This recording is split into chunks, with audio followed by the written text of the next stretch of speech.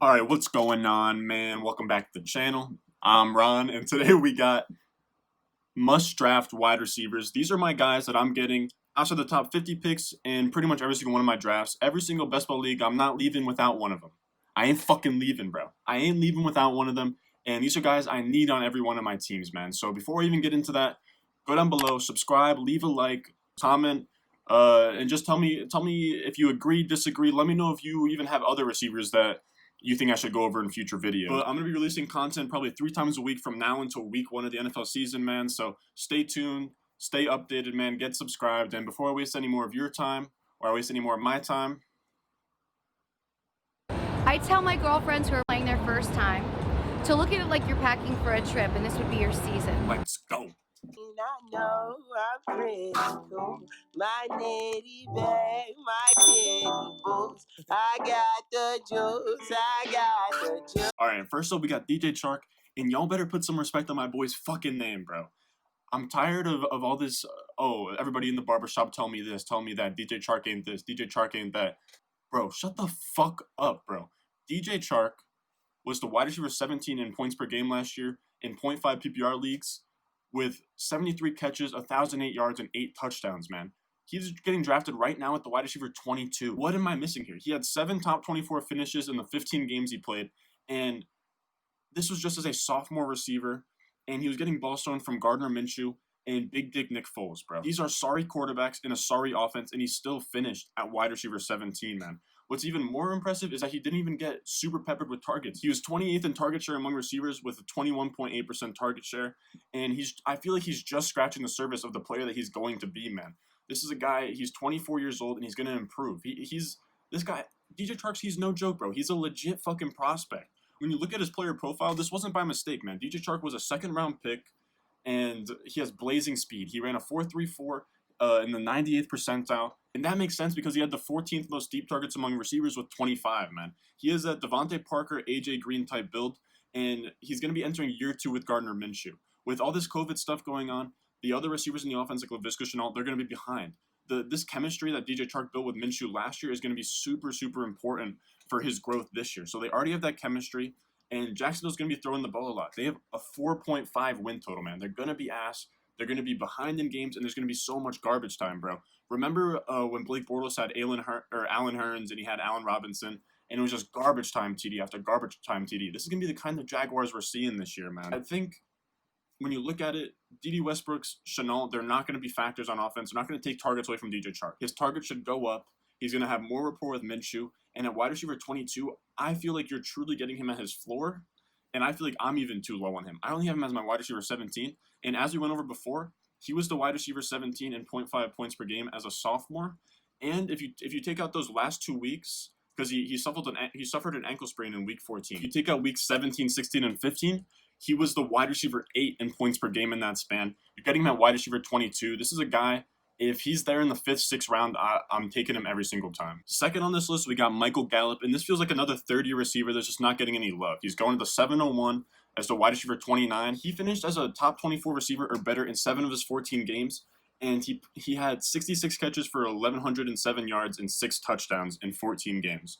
So with this stat line, he finishes as a top 24 option or better in 50% of his games as a flex option. He was a flex option last year, and he's a flex option this year where you're getting him in drafts. And he was the wide receiver 15 in points per game, just 2 spots behind Amari Cooper, who was in that same offense. If you had Gallup on your team, bro, if you had Gallup on your team last year, you knew about it, bro. The guy, he was making play out in that, like, alternate Thanos fucking universe somewhere else. If CeeDee Lamb never goes to the Cowboys, Michael Gallup, top 24 wide receiver, ADP right now, book it. The Cowboys love CeeDee Lamb. They want CeeDee Lamb to be that next great homegrown Cowboys receiver, and it's kind of disrespectful to Gallup, but I don't see it hurting Gallup in 2020. Now, 2021, 2022, that's when we're going to see Gallup have to start taking a backseat. He's probably going to get pushed out of Dallas, but for the time being, it's fine because they have 190 vacated targets.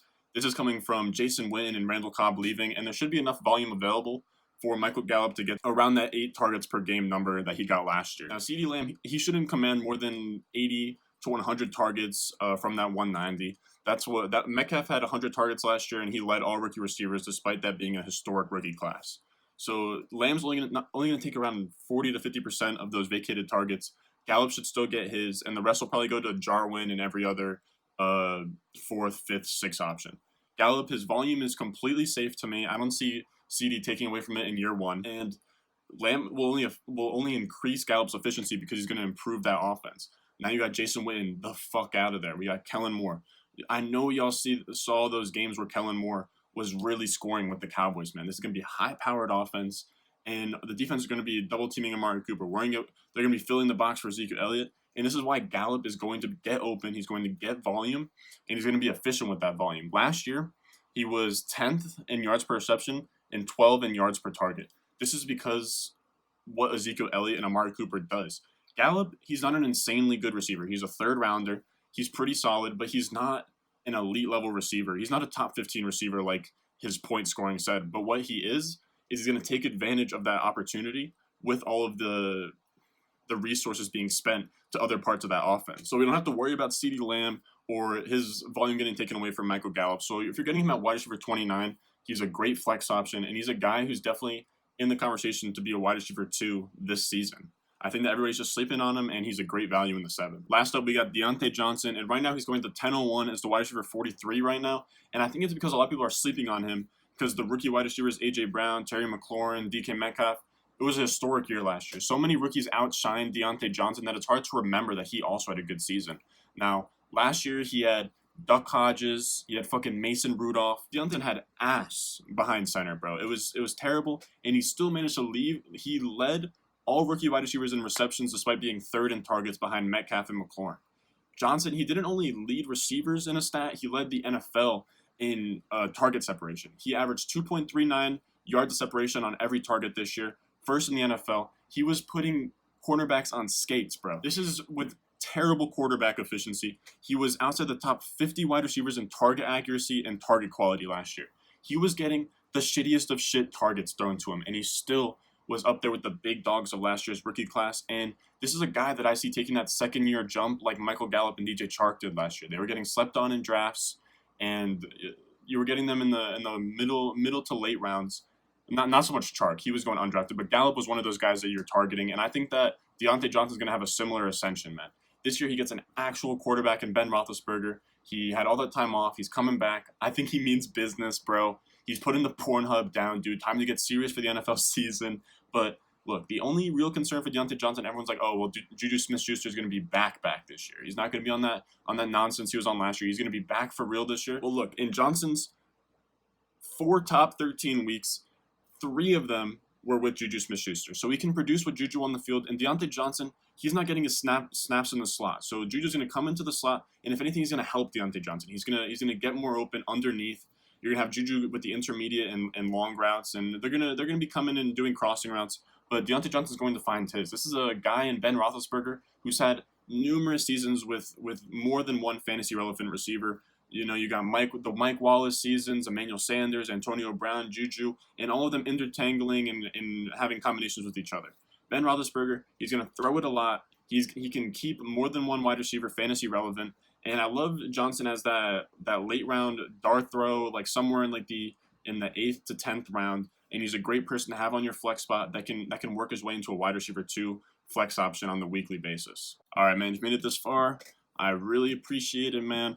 And if you're one of my 43 subscribers, man, I appreciate you even more. And if you're not a part of my 43 subscribers, go down below, become a part. If you're at the end of the video, if you made it this far, man, stick around. I got plenty of content coming out in the future. Make sure you follow me at @RonStewart_ on Twitter. Comment down below if you enjoyed the video or you want me to make a video on a player that you're targeting in drafts. And as always, man, I'll see you in the next one. Thirsty, trying to choose. I mean, I know I'm pretty cool. My nitty bag, my kitty boots. I got the juice, I got